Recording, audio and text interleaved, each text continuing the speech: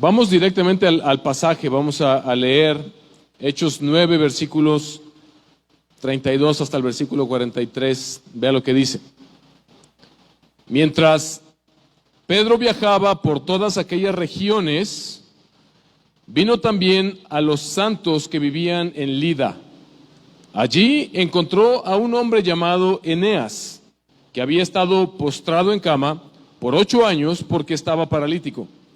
Y Pedro le dijo: Eneas, Jesucristo te sana. Levántate y haz tu cama. Y al instante se levantó.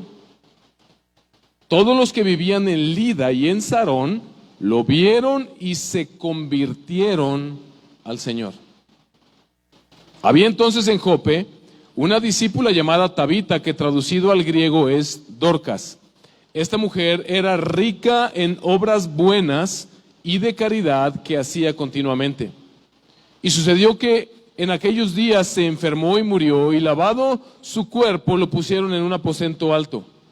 Como Lida estaba cerca de Jope, los discípulos, al oír que Pedro estaba allí, le enviaron 2 hombres, rogándole: no tarde usted en venir a nosotros. Entonces Pedro se levantó y fue con ellos. Cuando llegó, lo llevaron al aposento alto, y todas las viudas lo rodearon llorando, mostrando todas las túnicas y ropas que Dorcas solía hacer cuando estaba con ellas. Pero Pedro, haciendo salir a todos, se arrodilló y oró. Y volviéndose al cadáver, dijo: Tabita, levántate. Ella abrió los ojos, y al ver a Pedro se incorporó. Él le dio la mano y la levantó, y llamando a los santos y a las viudas, la presentó viva. Esto se supo en todo Jope, y muchos creyeron en el Señor. Pedro se quedó en Jope muchos días con un tal Simón, que era curtidor. Lo que hemos venido viendo en el libro de los Hechos hasta el día de hoy, los domingos anteriores, es cómo los discípulos han venido predicando el Evangelio de Jesucristo en el poder del Espíritu Santo. Y han venido junto con ello obrando milagros, maravillas, señales. Hemos visto lo que hizo Esteban, lo que hizo Felipe, la manera milagrosa en que Dios convirtió a Saulo, el perseguidor de la iglesia, que después es conocido como el apóstol Pablo.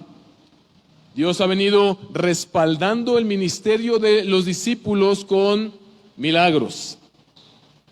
Y ahora llegamos a este pasaje que, después del que vimos la semana pasada, la conversión de Saulo, vemos que ocurren 2 milagros.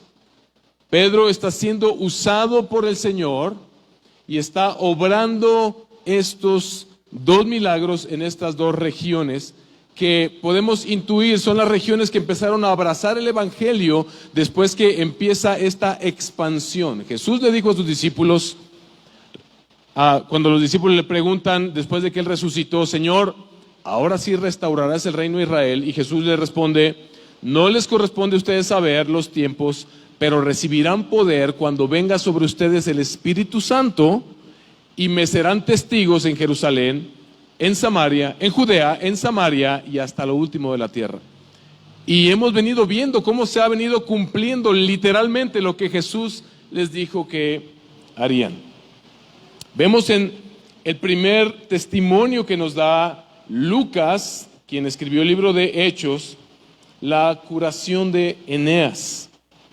Vemos que Pedro, nos dice el pasaje, que mientras estaba sucediendo este asunto de la conversión de Saulo, el perseguidor de la iglesia, Pedro estaba, lo que pudiéramos llamar, supervisando las iglesias que estaban abrazando el Evangelio, estos pueblos que estaban recibiendo el Evangelio. Recuerda que con la muerte de Esteban, los discípulos de Jesús, principalmente los cristianos que pertenecían a los judíos helenistas, comenzaron a ser perseguidos, y ellos, en su escape, en su huida, iban predicando el Evangelio a cada lugar que ellos llegaban.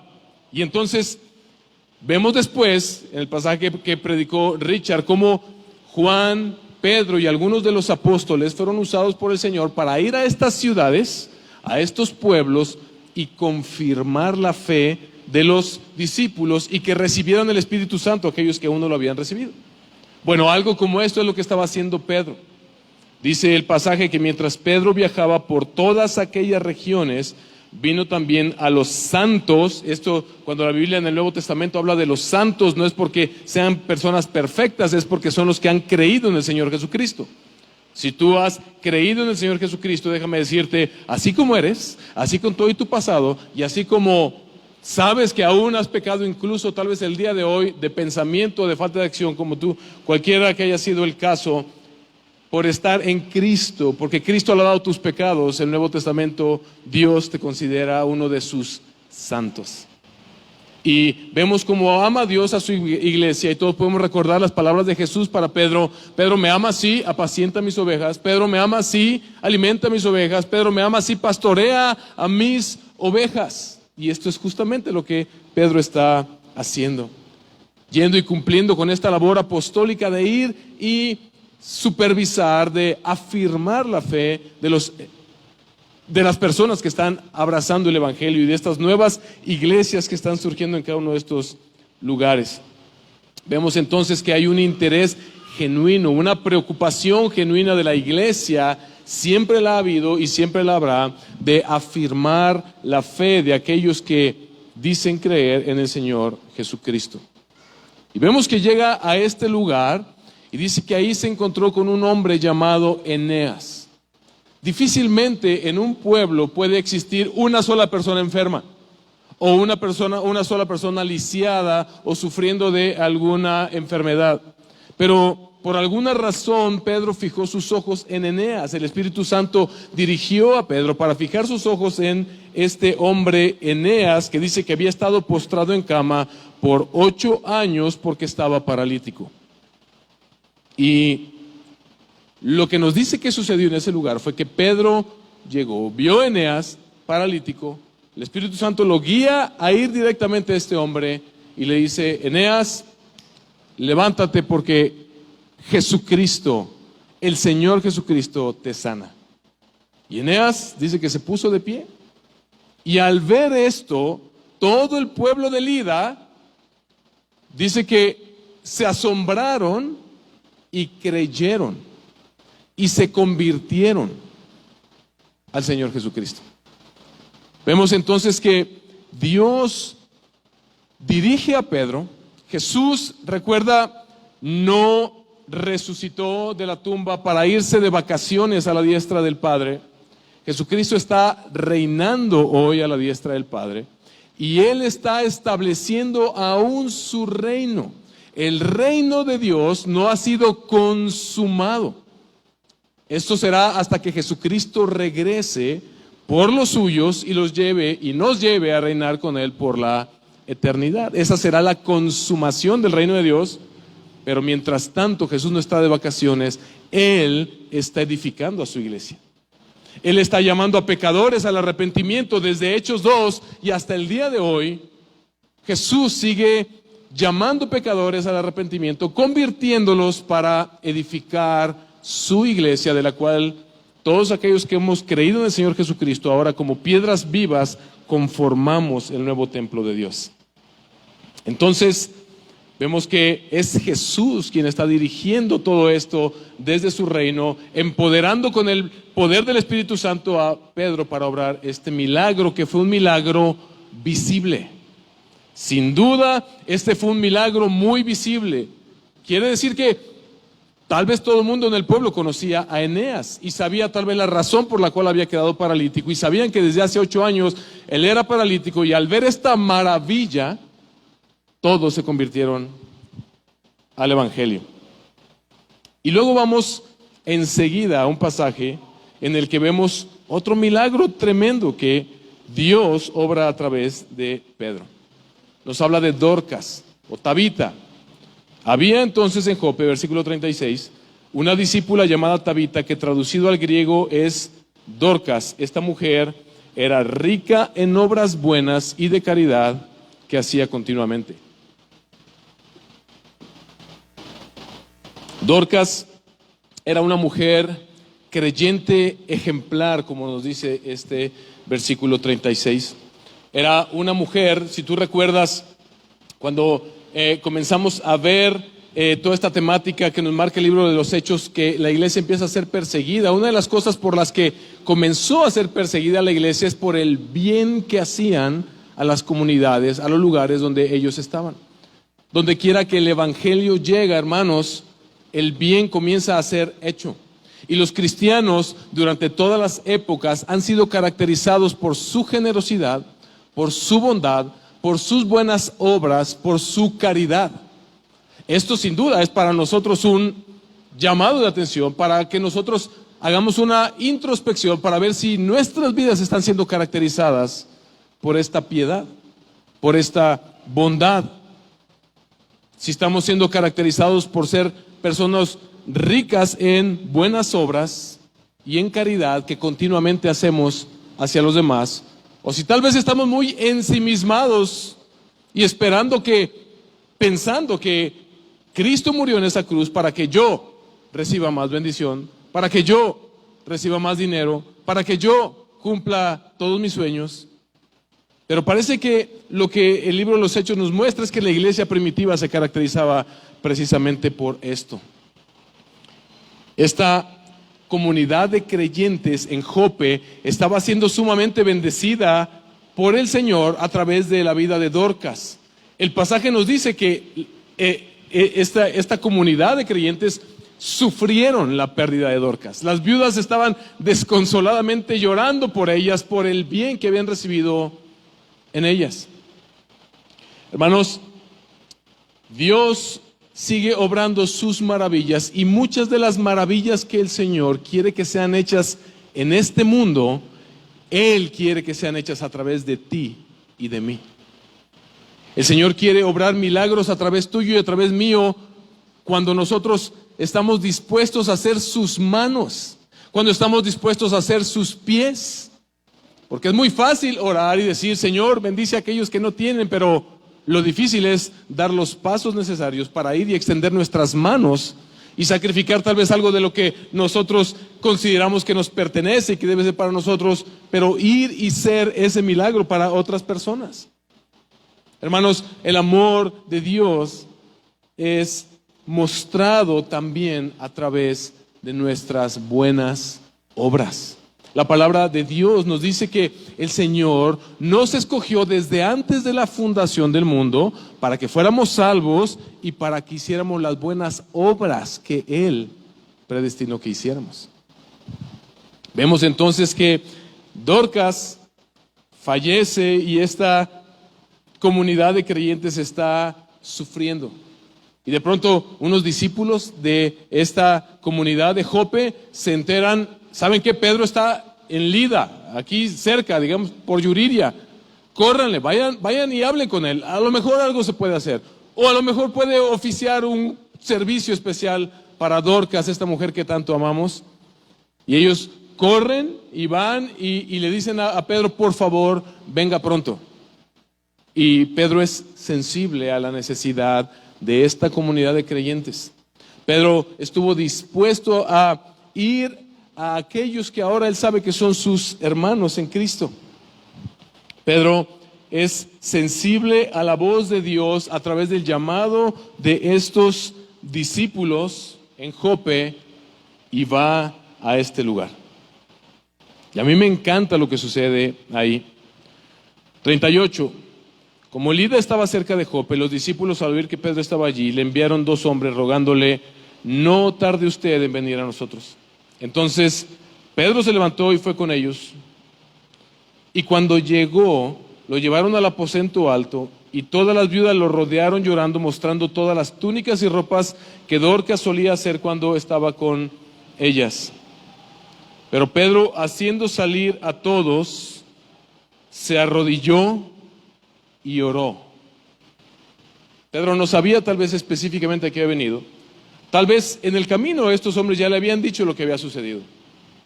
Pero tal vez Pedro no sabía exactamente para qué el Señor lo estaba mandando a este lugar. Tal vez Pedro tenía sus dudas acerca de: bueno, falleció, ¿qué esperan que yo haga? O sea, falleció Dorcas, ok, voy a ir a oficiar un servicio tal vez para ella. Pedro llega a este lugar y ahora lo suben al aposento alto, ve el cadáver y el Espíritu Santo lo guía. Y le dice a las personas, salgan todos por favor. Dice que se arrodilló y oró. Y buscó la voluntad del Señor. Se arrodilló y oró. Parece que Dios le mostró a Pedro a través de ese momento de oración que lo que seguía era que esta mujer se levantara de la muerte. Es el primer milagro de este tipo que vemos en el libro de los Hechos. Y es la primera vez que nosotros vemos que Pedro resucita a una persona. Que Dios, el Espíritu Santo, a través de Pedro, resucita a una persona. Y me encanta lo que sigue. Después de que él oró y volviéndose al cadáver dijo, Tabita, levántate. Ella abrió los ojos y al ver a Pedro se incorporó. Y ve lo que dice enseguida. Versículo 41. Él le dio la mano y la levantó. Y escucha esto. Y llamando a los santos y a las viudas, la presentó viva. Ahora, no olvides el escenario completo. ¿Qué es lo que estaba sucediendo? La gente estaba allá afuera tal vez llorando, tal vez el pasaje nos muestra que estas mujeres estaban sufriendo la pérdida de Dorcas. ¿Sabes tú que en el Antiguo Testamento y hasta el día de hoy existe esta costumbre? Yo no sabía, o no me había dado cuenta tal vez, pero me han contado que aquí sucede también y en muchos otros lugares que se acostumbraba a contratar personas que fueran a llorar a los funerales, ¿verdad? Estas personas que se les pagaba para que estuvieran en el funeral llorando y tal vez gritando como para hacer más emotivo el momento, o tal vez la persona no era muy conocida, tal vez la persona no era quien hubiera fallecido no era tan querido, tal vez no le iban a extrañar tanto, ¿va? Era X, como se suele decir el día de hoy, y entonces contrataban lloronas o mujeres a que vinieran y lloraran durante el funeral para hacer esto más emotivo, ¿verdad? Pero vemos aquí que esto no sucedió. Vemos que estas mujeres estaban genuinamente sufriendo la pérdida de una persona que fue una tremenda bendición para esa comunidad de creyentes en ese lugar. Hermanos, quiera el Señor que el día que nosotros muramos haya gente que esté llorando tal vez porque ya no vamos a estar aquí, pero porque fuimos una bendición en la vida de estas personas. Quiera el Señor usarnos de tal manera de que nuestras vidas marquen una diferencia. ¿Y sabes cuál es la diferencia que se marca aquí en la vida de Dorcas? Las buenas obras que ella hizo para el Señor. Dice que las hacía continuamente. No dice que las hacía para ser ella conocida o no dice que las haya hecho en una falsa piedad, ¿verdad? Como buscando, como se suelen hacer muchas obras el día de hoy, ¿verdad? O sea, voy a dar una despensa, saco la selfie. Voy a ayudar a un hospital, saco la selfie, que se vea que hago muy buenas obras. Pero vemos que parece que genuinamente esta mujer era una bendición para esta comunidad, de tal forma que el Señor decide devolverles por un tiempo más a Dorcas. Qué increíble, parece que Dios quiso devolver a esta comunidad, a Dorcas, a Tabita, regresárselas para que ellos pudieran seguir siendo bendecidos un tiempo más. Tal vez el Señor quería que el gozo en esta comunidad fuera restaurado a través de recuperar a esta mujer. Pero también parece que el Señor nos está llevando a esta comunidad de Jope y a ti y a mí a fortalecernos en nuestra fe. Porque ¿sabes qué? Pedro no fue quien resucitó a Dorcas, fue Jesús quien resucitó a Dorcas. ¿Sabes por qué resucitó Dorcas? Porque la fe de esta comunidad, la fe de esta mujer, la fe de Pedro estaba puesta en Jesús, quien dijo: yo soy el camino, la verdad y la vida, y nadie viene al Padre si no es por mí. Yo soy la vida. Cuando Él resucitó a Lázaro, le dijo a las personas que estaban ahí presentes: yo soy la resurrección y la vida. El que cree en mí, aunque esté muerto, vivirá. Jesús fue quien resucitó de entre los muertos. Jesús se levantó de la tumba, venció a la muerte, y en eso está fundamentada nuestra fe. Porque mira, hay muchas otras religiones en el mundo que ofrecen cosas incluso medio similares al cristianismo. Hay mucha filosofía buena: pórtate bien, sé espiritual, vive de esta forma, pero ninguno de los profetas, ninguno de los representantes de estas religiones resucitó de los muertos ni venció a la muerte. La razón por la que tú y yo seguimos a Jesús, la razón por la que tú y yo sabemos con certeza que Él es el Hijo de Dios, es porque Él se levantó de los muertos. Por lo tanto, Él es el único que tiene el poder para dar la vida y quitar la vida. La vida y la muerte están en sus manos. Jesús levantó a Tabita de la muerte y se la regresó a esta comunidad para que disfrutaran de las bendiciones que Dios traía a esta comunidad a través de esta mujer, pero también para afirmar su fe en Jesucristo. Hermanos, el pasaje nos dice que Él la resucitó y que cuando el pueblo se enteró, ¿qué sucedió? Muchos se convirtieron al Señor. ¿Qué pasó con Eneas? Jesús sanó a Eneas a través de Pedro y todos creyeron en Lida. Pedro fue usado por el Espíritu Santo nuevamente ahora en Jope para resucitar a Dorcas y muchos creyeron en el Evangelio. El fin último, o mejor dicho, el fin principal por el cual Dios obró estos milagros es porque Él quería salvar a muchas personas en estos lugares. La razón principal por la que los milagros ocurren en las Escrituras es la salvación de aquellos que Dios ha escogido.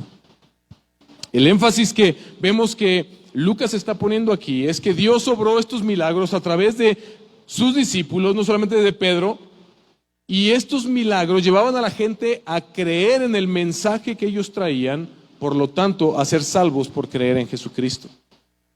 Hermanos, Dios obró grandes milagros a través de Pedro y a través de los discípulos por el poder del Espíritu Santo para confirmar que ellos eran los que Él había enviado, los que Él había comisionado. Y recibiréis poder cuando venga sobre ustedes el Espíritu Santo y me serán testigos. Hablemos un poco acerca de los milagros, porque somos una iglesia bíblica. Creemos profundamente en las Escrituras como la única fuente por medio de la cual el Señor nos habla, pero muchos nos han tachado de cesacionistas o que no creemos en el Espíritu Santo, o como han dicho algunos, es que en esa iglesia no le dan libertad al Espíritu Santo, como si el Espíritu Santo fuera una palomita que tienes enjaulada, como si tú pudieras darle órdenes al Espíritu Santo cuando nosotros le pertenecemos al Espíritu Santo. Habita en nosotros. El Espíritu Santo no es una sustancia que crece, que disminuye, que se le sube el volumen, es una persona. Si lees la Biblia, la palabra de Dios te muestra que el Espíritu Santo es una persona que ahora habita en nosotros. Y por supuesto que creemos en los milagros. Lo que no creemos es en la charlatanería que se vende como milagros el día de hoy. ¿Qué es un milagro? Comencemos por definir qué es un milagro. Algunos piensan que un milagro es cualquier respuesta a la oración, cualquier operación divina que continúa en este mundo. Dicen, eso es un milagro. Por ejemplo, nosotros hemos orado aquí por personas que estuvieron enfermas y Dios los ha sanado. Y hay quienes dicen, eso es un milagro. No estoy diciendo eso está mal o está bien, pero parece que eso más bien es la operación de la providencia de Dios, lo que Dios nos prometió que Él haría, y no necesariamente tendríamos que llamarlo un milagro como lo llama las Escrituras. No sé si se entiende. Creemos en esto. Pongo el ejemplo otra vez de la hermana Chela. Perdóneme, hermana, ya la agarré de ejemplo, pero durante la pandemia, nuestra hermana Chela, por su edad y su condición, era alguien que no era candidato para enfermar, tal vez lo peor que hubiera pasado fuera que enfermara de COVID, y se nos enfermó de COVID. Y oramos, Señor, pues que no sea grave, pues que nos la intuban. Y por 2 semanas, hermana, intubada, nosotros orando por ella, y el Señor la levantó y la restauró por completo. Es la providencia de Dios, en eso creemos. Nuestro Señor escucha nuestras oraciones, y si es su voluntad, Él nos habrá de mostrar su favor. Y lo haga de una forma o lo haga de otra, siempre creemos en la soberanía y en la sabiduría de Dios. Otros argumentan que cualquier obra sobrenatural, como la conversión de una persona, es un milagro. Otros argumentan o afirman que cualquier cosa maravillosa o asombrosa, como un gusano transformándose en una mariposa, o como el nacimiento de un bebé, dicen eso es un milagro. Pero si nos ponemos estrictos en la definición de lo que es un milagro, el nacimiento de un bebé ciertamente es asombroso, pero es algo ordinario, es algo que sucede constantemente. No deja de ser maravilloso, no deja de ser asombroso, pero es algo que sucede constantemente. Pero en el sentido estricto que encontramos en la Biblia, los milagros que vemos en la Biblia se refieren a estas obras extraordinarias del poder de Dios en medio de este mundo ordinario, que la mayor parte del tiempo rompen con las reglas naturales de este, ¿cómo se dice? De este lado de la eternidad donde nosotros vivimos, que es el mundo.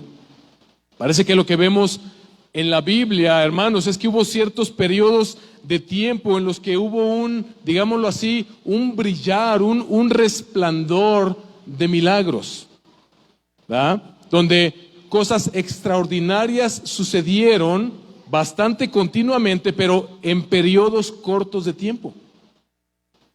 O sea, si somos honestos, si has leído toda tu Biblia, el Antiguo Testamento nos muestra milagros sucediendo, por ejemplo, a través de la vida de Moisés, a través de la vida de Elías, del profeta Elías, por ejemplo.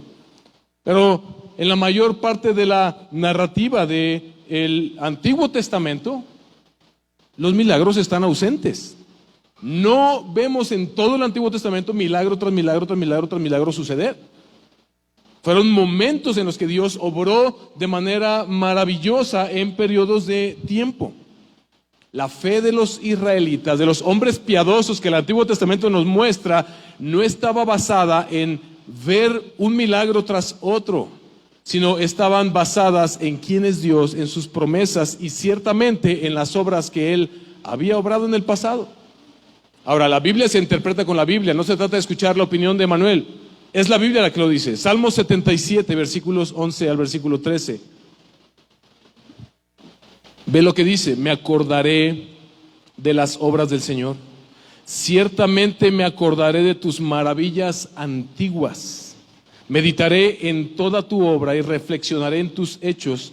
Santo es, oh Dios, tu camino. ¿Qué Dios hay grande como nuestro Dios? Dice el pastor John Piper que los hombres piadosos del Antiguo Testamento vivieron por la fe en las promesas hechas por Dios para el futuro, viendo hacia atrás las maravillas hechas por Dios a favor de su pueblo. Y nosotros hacemos lo mismo el día de hoy, hermanos. Nosotros vivimos por fe en las promesas de Dios para un reino futuro, pero viendo hacia atrás en la maravilla de maravillas, Jesús, el Verbo encarnado, Dios hecho hombre, viniendo a morir en nuestro lugar para nuestra salvación, para nuestra redención, en la obra decisiva de Cristo que nos es revelada en estas escrituras, escritas en el pasado. El ministerio de Jesús ciertamente fue otro de esos momentos, de esos destellos, ¿verdad? De donde vimos milagro tras milagro suceder. Él estuvo rodeado todo su ministerio de maravillas y milagros. Sin embargo, hermanos, Jesús solamente resucitó a 3 personas y no sanó a todos los enfermos de cada lugar a donde Él iba. Los milagros de Jesús, hermanos, claramente en las Escrituras nos muestra que no fueron hechos para mostrar que el reino de Dios ya había sido consumado. ¿Recuerdan la pregunta de los discípulos? En Hechos 1, Señor, ahora que resucitaste, ¿ahora sí vas a restablecer el reino a Israel? Y dijo, no les corresponde saber los tiempos, esto todavía está en proceso. Los milagros del ministerio de Jesús no fueron para decir, ya el reino fue instaurado por completo, ya ahora vamos a vivir por completo esto, porque basta con la simple observación para darnos cuenta que esto no es verdad. Todavía hay enfermedad, todavía hay muerte. Pero sí fueron para mostrar que el reino de Dios había irrumpido en el mundo, que el reino de Dios había llegado. Jesús, cuando comenzó su ministerio, comenzó anunciando, arrepiéntanse porque el reino de los cielos se ha acercado. Yo he venido, he irrumpido en el tiempo, en la materia, en la historia, para mostrar y para señalar aquel reino que vendrá, en el cual todos seremos resucitados, nunca más habrá enfermedad, ni llanto, ni dolor. Los milagros de Jesús sirvieron para apuntar hacia Él como el Hijo de Dios y para apuntar a un reino que vendría. Tenemos que ser congruentes con lo que dicen las Escrituras y tenemos que ser responsables en nuestra lectura de las Escrituras y no creer por emocionalismo lo que cualquiera quiere decir que es un milagro. La palabra milagro, de hecho, como tal, en los textos antiguos no existe. Ahora, las traducciones de la Biblia usan la palabra milagro porque dan la idea de las tres palabras que sí existen en el antiguo, en los textos antiguos. Ahora, esto no quiere decir que esté mal. Si tu Biblia dice milagro, es un milagro. Pero el milagro es una palabra relativamente nueva. Los textos más antiguos usaban tres palabras principales: señales, poderes y maravillas. Señales, poderes y maravillas. De hecho, estas manifestaciones extraordinarias del poder de Dios eran maravillas, eran señales que generaban un gran asombro y que captaban la atención de las personas. ¿Te has dado cuenta que el apóstol Juan, en la mayoría de su evangelio, usa la palabra señales cuando se refiere a los milagros que Jesús obraba? Y Jesús obró estas señales para que creyeran que era el Hijo de Dios. Y Jesús obró esta señal, esta señal, esta señal. Esto nos da una pequeña pista de cuál es el significado o cuál es el propósito de Dios para los milagros. Por supuesto que los milagros tienen un valor en sí mismos. Cuando Lázaro fue resucitado por Jesús, ¿qué sucedió? Todo el mundo se alegró alrededor, trajo un beneficio para ellos. Gloria al Señor por eso. Cuando Jesús sanó a un leproso, cuando Jesús sanó a un ciego, cuando Jesús sanó a un paralítico, por supuesto que trajo un beneficio para esa persona y los que estaban a su alrededor. Pero parece que esos milagros están registrados en las Escrituras con un propósito más específico, que era el de señalar que Jesús verdaderamente era el Hijo de Dios. Ahora, vuelvo a enfatizar: no le creas a ningún predicador, aunque sea yo, que te hable de su propia opinión. Te lo tengo que mostrar y te lo tengo que demostrar con las Escrituras. El principio de la hermenéutica, de la interpretación de la Biblia, es que la Biblia interpreta la Biblia. No hay revelación nueva, dice la palabra. La palabra de Dios no es de interpretación personal. Yo creo que es esto. No, la Biblia interpreta la misma Biblia. Nicodemo nos da una pequeña pista de para qué servían los milagros que Jesús obraba. Juan capítulo 3, versículo 2. O sea, Nicodemo, vino a Jesús de noche y le dijo: Rabí, sabemos que has venido de Dios como maestro. Escucha por qué. Porque nadie puede hacer las señales que tú haces si Dios no está en él. Vamos más allá. Jesús mismo dijo esto. Juan 10, versículo 37 al versículo 38. Si no hago las obras de mi Padre, no me crean. Pero si las hago, aunque a mí no me crean, crean las obras para que sepan y entiendan que el Padre está en mí y yo en el Padre. Hermanos, Vamos al Antiguo Testamento. Cuando Dios le encomendó a Moisés la difícil labor de rescatar a su pueblo de Egipto. Lo primero que surgió en Moisés es: Señor, yo ahora soy un paria, yo ahora soy un despreciado de esa sociedad en Egipto, ni mis propios parientes ni los judíos creen en mí, ni los israelitas creen en mí.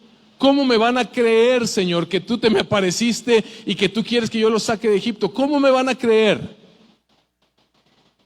Éxodo capítulo 4, versículos 1 al 9. Moisés respondió: ¿y si no me creen ni escuchan mi voz? Porque quizá digan: no se te ha aparecido el Señor. Y el Señor le preguntó: ¿qué es lo que tienes en tu mano? Una vara, respondió Moisés. Échala en tierra, le dijo el Señor. Y la echó en tierra y se convirtió en una serpiente. Moisés huyó de ella, pero el Señor dijo a Moisés: extiende tu mano y agárrala por la cola. Él extendió la mano, la agarró y se convirtió en una vara en su mano. Escucha lo que le dijo el Señor: por esto te creerán. Por esto creerán que se te ha aparecido el Señor, Dios de sus padres, Dios de Abraham, Dios de Isaac, Dios de Jacob. Ahora mete la mano en tu seno, añadió el Señor. Y Moisés metió la mano en su seno, y cuando la sacó estaba leprosa, blanca como la nieve. Vuelve a meter la mano en tu seno, le dijo él. Y él volvió a meterla en su seno, y cuando la sacó se había vuelto como el resto de su carne. Y sucederá que si no te creen, este es el Señor hablando, y sucederá que si no te creen ni obedecen al testimonio de la primera señal, quizá crean el testimonio de la segunda señal. Pero si todavía no creen estas dos señales, ni escuchan tu voz, entonces sacarás agua del Nilo y la derramarás sobre la tierra seca, y el agua que saques del Nilo se convertirá en sangre sobre toda la tierra seca. Los milagros, entonces, hermanos, están diseñados según la Biblia con la intención de autenticar al mensajero y a su mensaje. Parece que el propósito más importante del milagro, más allá del beneficio recibido por la persona que recibe el milagro, es apuntar al mensajero y al mensaje. Es certificar: esta persona verdaderamente viene de Dios. Ese es el propósito del Señor que nos muestra la Biblia. Es Dios obrando de manera extraordinaria para validar el mensaje de aquellos que Él ha enviado. Otra vez, no lo digo yo, vamos a Hebreos 2, versículo 1 al versículo 4. Por tanto, debemos prestar mucha atención a lo que hemos oído. De hecho, de paso, me da mucho gusto ver que cada vez son más hermanos que están trayendo sus Biblias. Vayan a la Biblia siempre, nunca le creas a un predicador nomás por sus palabras. Ve y confirma en las Escrituras. Por tanto, debemos prestar mucha mayor atención a lo que hemos oído, dice el escritor de Hebreos. Por tanto, debemos prestar mucha mayor atención a lo que hemos oído, no sea que nos desviemos, porque si la palabra hablada por medio de ángeles resultó ser inmutable y toda transgresión y desobediencia recibió una justa retribución, ¿cómo escaparemos nosotros si descuidamos una salvación tan grande, la cual, después de ser anunciada, primeramente por medio del Señor, nos fue confiada por las que lo oyeron? Escucha lo que dice enseguida: Dios testificó junto con ellos tanto por señales como por prodigios y diversos milagros y por dones repartidos del Espíritu Santo según su propia voluntad. Es Dios certificando a sus mensajeros, es Dios certificando su mensaje, y el mensaje que todos estos mensajeros en el Nuevo Testamento tenían es: Jesús es Dios, Jesús es el Hijo de Dios. Él es el único camino, Él es la única verdad y Él es la única vida. ¿Existen entonces los milagros el día de hoy o cesaron? Existen dos posturas dentro del cristianismo: el cesacionismo, que sugiere que todos estos milagros extraordinarios cesaron con la labor apostólica. Cuando se terminaron los apóstoles, dicho sea de paso, hoy no hay apóstoles.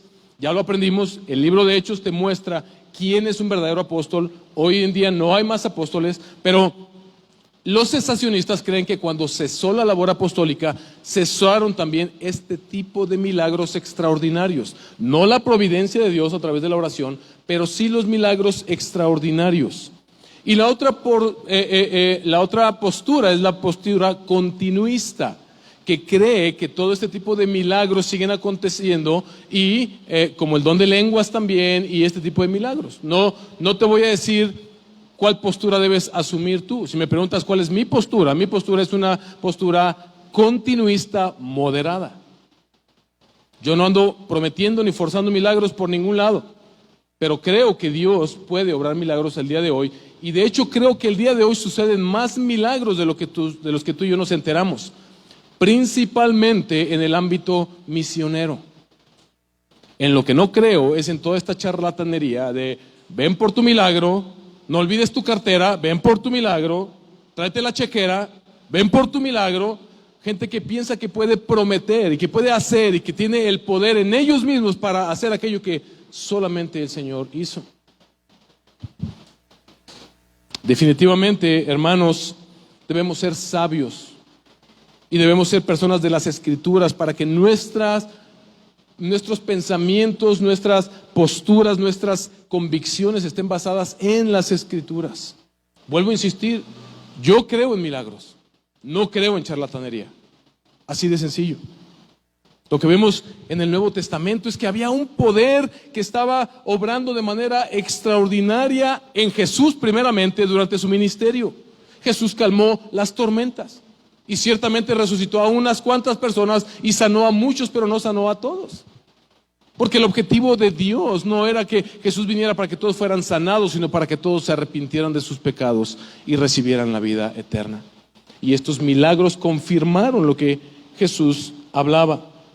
Después vemos ahora a los apóstoles obrar en un poder excepcional también. Lo que vemos en este pasaje de Pedro es que fue excepcional.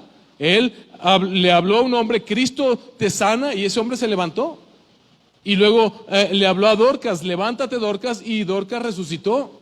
Dios obrando de manera extraordinaria por medio del Espíritu Santo, por medio de Pedro. Pero conforme continuemos en el libro de los Hechos, nos vamos a ir dando cuenta que parece que esto se va de alguna manera, no quiero decir desvaneciendo, pero la intensidad va disminuyendo.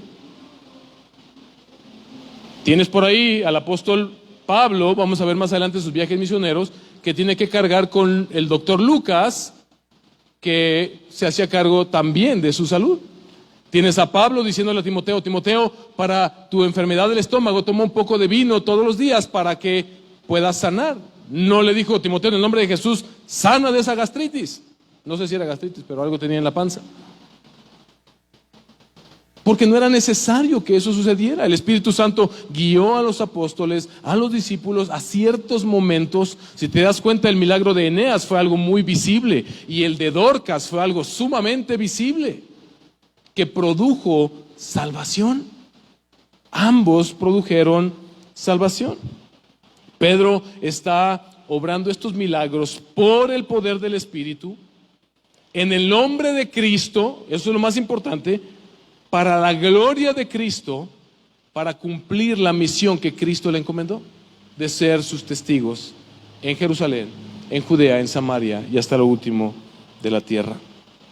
Hermanos, Jesús envió al Espíritu Santo para empoderar a sus discípulos para que hicieran obras, como Él les dijo, y ustedes harán obras aún mayores, como dice en Juan 14, versículos 12 al 14. Juan capítulo 14, versículos 12 al 14, ve lo que dice. En verdad les digo que el que cree en mí, las obras que yo hago, Él las hará también, y aún mayores que estas hará, porque yo voy al Padre. Y todo lo que pidan en mi nombre lo haré, para que el Padre sea glorificado en el Hijo. Si me piden algo en mi nombre, yo lo haré. Yo lo haré. ¿Te das cuenta que cómo se ha mal interpretado este texto muchas veces? No, yo voy a hacer obras mayores que las de Jesús. Espérate, Jesús está diciendo que tú vas a poder ser testigo de obras mayores porque Él las hará. Él sigue obrando milagros. Yo he escuchado testimonios de gente, por ejemplo, en aquellos lugares donde es imposible entrar con Biblias y repartírselas a todo el mundo. en Siria, en Afganistán, en lugares allá donde los cristianos son perseguidos de muerte. Y ha habido testimonios de hombres que dicen, se me apareció un ser, no sé quién era, un ser que me dijo que Jesús era el Señor. Y le entregué mi vida a ese Jesús. Yo creo firmemente en eso. Pero no creo en que tú tengas que traer 15,000 pesos para que recibas tu milagro. Creo que esos hombres van a ser juzgados tremendamente por el Señor, más que el peor pecador. Hermanos, Jesús resucitó a los muertos porque Él es Dios hecho hombre, porque Él tiene el poder sobre la muerte. Y lo que vemos en Dorcas es una demostración de que Jesús venció a la muerte y Él puede resucitarnos a ti y a mí, y nos resucitará en el día postrero. Él quería que tú y yo afirmáramos nuestra fe, no en que milagros sigan sucediendo o no sucedan, sino en que pase lo que pase en nuestras vidas, Él nos resucitará en el día postrero. Y creemos que Jesús sigue obrando milagros el día de hoy, que quede claro. Hermanos, la Biblia nos muestra que Dios obró estos milagros a través de sus discípulos para confirmar el mensaje y sus mensajeros. También lo usó para afirmar a los suyos. ¿Qué afirmación hubo en la iglesia de Jope? En estos creyentes que vieron a Dorcas resucitar y dijeron, ¿qué Dios tan extraordinario tenemos? Esa es la razón. Estos milagros están escritos para que tú y yo nos asombremos de nuestro Dios. Para que nuestra fe sea afirmada y para que muchos sean llamados al arrepentimiento. Son señales que apuntan a Jesús, el Señor, que puede dar vida eterna a los pecadores. Hermanos, nuestro Dios es un Dios que obra milagros soberanamente, es decir, cuando Él lo decide y le place, para la gloria de su nombre en primer lugar y para la salvación de sus escogidos. Dios no va a sanar a una persona para que luego esa persona vaya al infierno.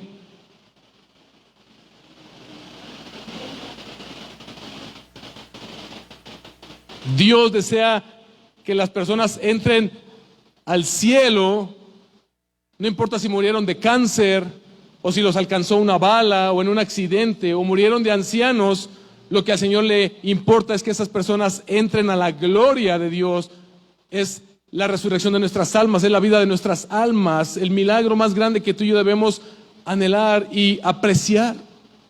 Qué milagro tan grande que en Jesús encontramos nuestra redención. Tú y yo, que éramos tremendos pecadores, indignos del favor de Dios, y que no queríamos tener nada que ver con Dios, pero que el Señor obró, y con el mismo poder que Él dijo, sea la luz, sean los planetas hechos, y toda la creación, es el mismo poder, dice 2 Corintios 4, léelo, es el mismo poder que Dios utilizó para que nosotros, nuestros ojos fueran abiertos y brillara en nosotros, resplandeciera la gloria de Dios en el rostro de Jesucristo. El milagro de la conversión es el milagro más grande. Que pecadores como tú y como yo seamos hechos ahora hijos de Dios por la obra de Jesucristo. Hermanos, prediquemos el evangelio que salva. Centremos nuestras vidas en cumplir la misión que Él nos ha encomendado como los discípulos. Y mira, dejemos a Dios que soberanamente obre como Él quiera. Tal vez te permita ver un milagro, pero tal vez no dependemos de ello. Ya obró los grandes milagros en su palabra, podemos afirmar nuestra fe en lo que está escrito. Confiemos en que el Señor responderá todas nuestras oraciones, a veces con un sí, a veces con un no, y a veces con un en la eternidad lo verás. Y tal vez nos permita alguna vez ver un milagro, pero nuestra fe no está basada en el milagro, sino en Cristo Jesús, que dio su vida por nosotros. Oremos, hermanos, por ver en las personas el milagro más grande, corazones de piedra transformados en corazones de carne, porque han creído que Jesús es el Hijo de Dios, el camino, la verdad y la vida. Póngase de pie. Hermanos, seamos sensibles como Pedro a las necesidades de otros creyentes, a las necesidades de las personas, al llamado que las personas están haciendo allá afuera. Tal vez Dios quiera utilizarte uno de estos días para obrar un milagro tremendo en la vida de una persona, que su alma sea arrebatada del infierno y sea trasladada al reino de Jesús, el Hijo amado de nuestro Señor. También aprendemos de Dorcas, hermanos. Pidámosle al Señor que seamos conocidos, hermanos, como esta discípula, dice el pasaje, por nuestra generosidad, por nuestras buenas obras, nuestra caridad continuas, que buscan no la gloria propia, sino ser un reflejo del amor de Dios, ser milagros de parte de Dios o ser parte de la providencia de Dios para otros, para que puedan poner su fe en Jesús. Hermanos, Dorcas fue resucitada para que los hermanos de esa comunidad fueran afirmados en su fe. Dorcas fue resucitada para que tú y yo seamos afirmados en nuestra fe. Jesús es la resurrección y la vida. Él nos resucitará. No importa si morimos mañana, no tenemos que resucitar pasado mañana. Cuando Él regrese nos resucitará. Pero también vimos que estos milagros fueron para salvación. El Señor ama a su iglesia y el Señor está conformando su iglesia, obrando estos milagros que transforman pecadores en santos, como vimos que nos dijo el pasaje al principio.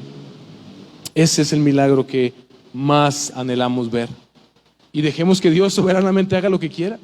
Y si nos permite ver un milagro sobrenatural en esta tierra, gloria al Señor. Y si no es así, no pasa nada, estamos fundamentados en las maravillas que Él ya hizo y que están reveladas en sus Escrituras. Si tú aún no has entregado tu vida a Jesús, yo quiero decirte, estos milagros que vemos en las Escrituras, como bien has escuchado hoy, señalan, apuntan a algo más. Lo importante no es el milagro, es a qué apuntan. Y estos milagros confirman que Jesús es el Hijo de Dios, que Él venció a la muerte y que Él te puede dar vida eterna si tú te arrepientes de tus pecados y le entregas tu vida a Jesús como tu Señor. Ven a Cristo hoy, no lo dudes, y recibe el milagro de milagros, que tu alma sea rescatada del infierno y que seas recibido como un hijo de Dios solo por gracia, solo por amor, por lo que Cristo hizo en esa cruz.